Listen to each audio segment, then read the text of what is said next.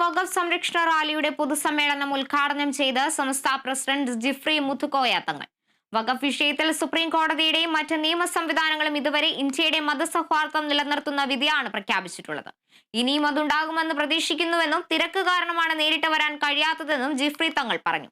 പാണക്കാട് സാദിഖലി തങ്ങളെ പരിപാടിക്ക് ക്ഷണിക്കാത്തതിനെ തുടർന്നാണ് ജിഫ്രി മുത്തുക്കോയ തങ്ങൾ വിട്ടുനിൽക്കുന്നതെന്നായിരുന്നു നേരത്തെ വന്ന റിപ്പോർട്ട്. സുന്നി പണ്ഡിത സഭകളുടെ നേതൃത്വത്തിലുള്ള ജമിയത്തുൽ ഉലമ കോർഡിനേഷൻ കമ്മിറ്റിയാണ് വഖഫ് ഭേദഗതി നിയമം പിൻവലിക്കണമെന്നാവശ്യപ്പെട്ട് കലൂരിൽ സമ്മേളനം നടത്തിയത്. വഖഫ് സംരക്ഷണ റാലി പൊതുസമ്മേളനം ഉദ്ഘാടനം ചെയ്ത് സമസ്ത പ്രസിഡന്റ് ജിഫ്രി കോയ മുത്തുത്തങ്ങൾ. ഇന്ന് 4-ാം തീയതി ഇവിടെ എറണാകുളത്ത് നടക്കുന്ന സുന്നി സംഘടനകളെല്ലാം ഒരുമിച്ച് കൂടിയുള്ള ഈ പരിപാടിയിൽ പങ്കെടുക്കണമെന്ന് ഞാൻ ഉദ്ദേശിച്ചതായിരുന്നു.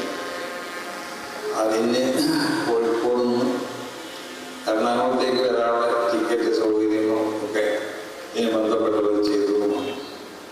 പക്ഷേ ഈ ആഴ്ചയിൽ ഇതിനുള്ള ആഴ്ചയിൽ തുടർച്ചയായുള്ള യാത്രയും മറ്റും കാരണം ചില പ്രയാസങ്ങളുണ്ട്. നമ്മൾ ഇവിടുത്തെ കോടതിയെ ബഹുമാനിക്കുന്നു.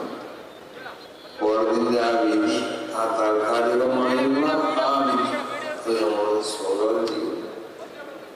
ഈ വിഷയത്തിൽ സുപ്രീം കോടതിയും മറ്റും വളരെയധികം ശ്രദ്ധിച്ചുകൊണ്ട് ഇവിടുത്തെ മതേതരത്വത്തിനും മതസൗഹാർദ്ദമൊക്കെ ഇവിടെ നിലനിൽക്കുന്നതിനും ആവശ്യമാവുന്ന തീരുമാനങ്ങളും വിധികളൊക്കെയാണ് ഇന്നേ വരെ ഇന്ത്യൻ ജുഡീഷ്യറിൽ നിന്നും